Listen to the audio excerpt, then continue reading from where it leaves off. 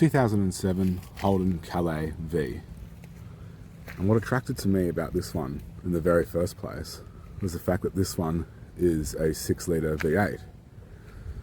The L98 to be exact makes 270 kilowatts, 362 horsepower. But I wanted to ask other Holden Commodore / Calais VE owners, are they all this quiet when they're completely stock?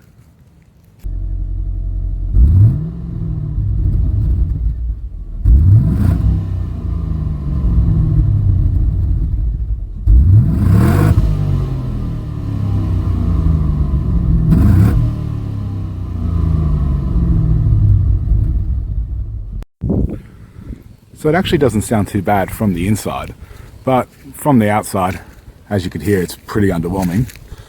But luckily, we can fix that. So other Commodore / Calais 6-litre V8, or any V8 really, owners out there, what are the recommendations?